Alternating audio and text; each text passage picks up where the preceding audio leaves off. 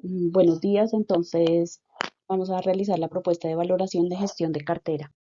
Marjorie Ginette Lozano Beltrán y quien les habla Lady Yanira Garzón, vamos a hablar sobre la gestión de cartera con el NRC 54462. El objetivo general, entonces se va a diseñar la política de cartera, pues esto con el fin de mejorar el ciclo efectivo y asegurar la sostenibilidad financiera de la organización o de la entidad. Como objetivos específicos tenemos definir criterios claros para la gestión de cartera, establecer procesos eficientes de cobranza y recaudo, implementar sistemas de medición y control para monitorear la cartera y desarrollar políticas de aprovisionamiento y deterioro para gestionar el riesgo de incobrabilidad.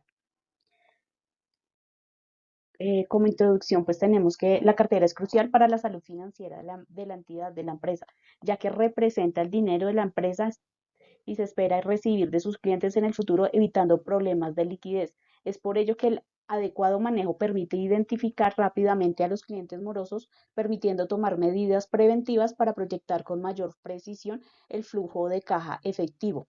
Entonces, en este trabajo se diseñará una propuesta con el paso a paso del control de la cartera para la empresa aliada SAS. El estado actual de la empresa, pues el 45% de la cartera tiene un vencimiento superior a 60 días, el 16% se encuentra en cobro jurídico, el 6% está catalogado como perdido, una cartera perdida ya vencida. Esto indica que los clientes están financiándose a costa de la empresa aliada SAS, generando precisiones de la liquidez y afectando la sostenibilidad financiera. Entonces, con la política de cartera que desarrollaremos para la empresa aliada SAS, se propone estrategias como la implementación de una matriz de control de fortaleciendo las políticas de cobranza para mejorar continuamente los procesos de recaudo. Adicional, realizar una clasificación de clientes donde se identifique aquellos clientes con alto riesgo de mora, recurrentes o nuevos, ya que se evidencia que la empresa aliada SAS tiene un promedio de 100 días en recuperar las cuentas por cobrar y un promedio de 52 días para realizar los pagos con proveedores, lo que viene afectando la liquidez de la empresa. El término de crédito. La matriz que se dará a los clientes para el seguimiento de las cuentas será la siguiente. Saldo vencido de 31 a 60 días, riesgo bajo, se catalogará como riesgo bajo. Saldo vencido entre 61 a 90 días, se catalogará como riesgo medio.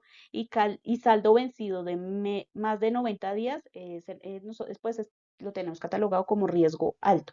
Entonces, la cartera tendrá estos tiempos estipulados y se actualizará semanal o quincenalmente y se clasificarán filas por semáforo verde, bajo, amarillo medio y rojo alto y generarán las alertas o reportes automáticos donde la persona responsable deberá proceder según indicaciones.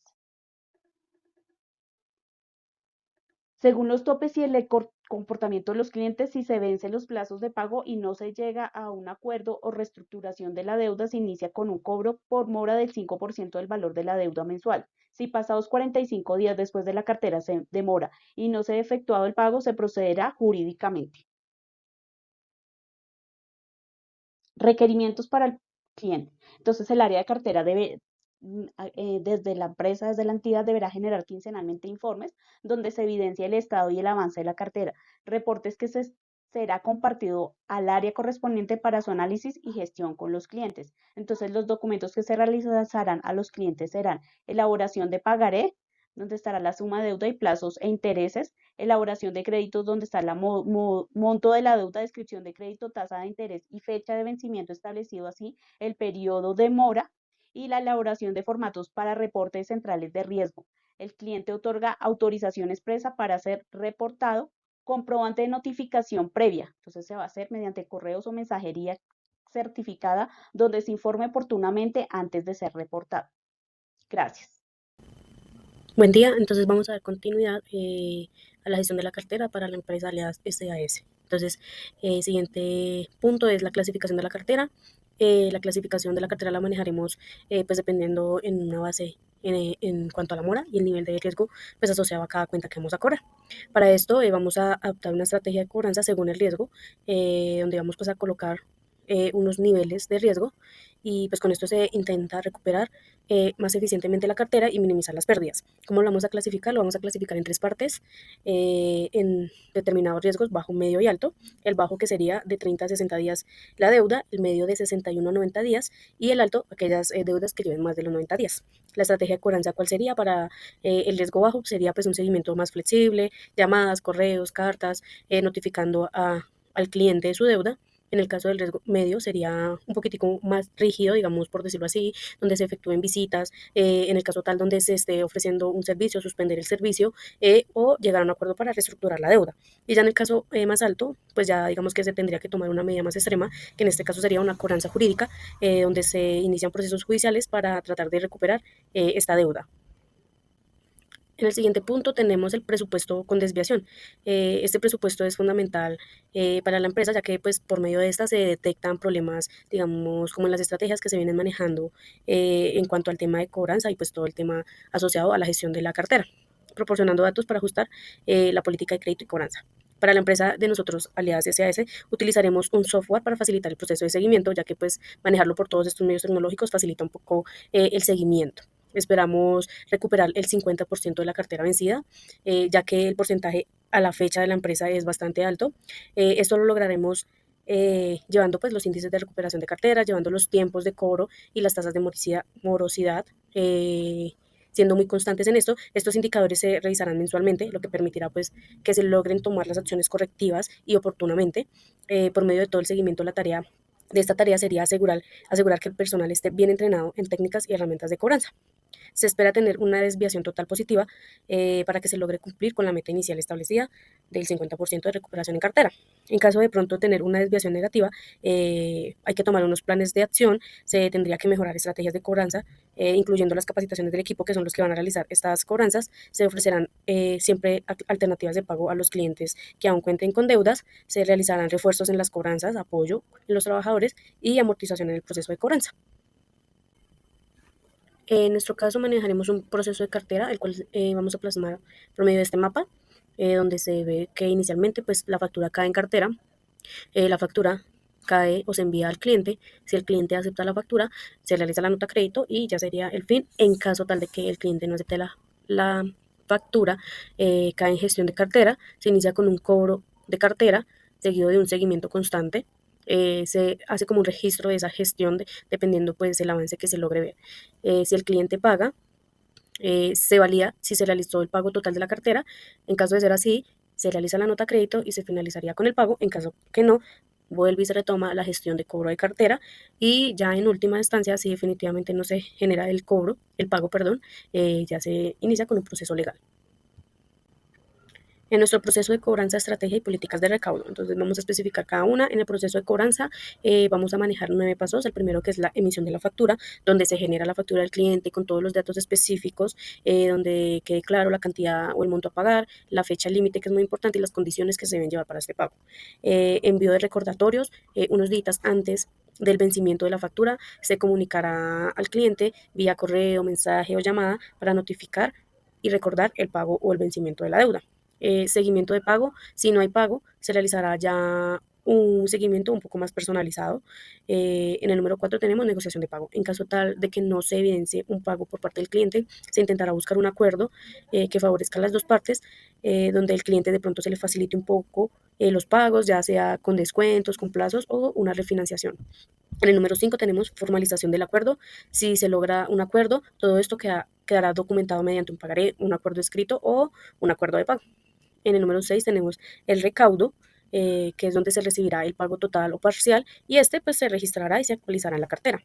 Intereses por mora. Si no se logra el pago en la fecha establecida, se iniciará con un interés por mora, el cual estipularemos que sea aproximado del 5% desde el día 1 de la mora y de la deuda total.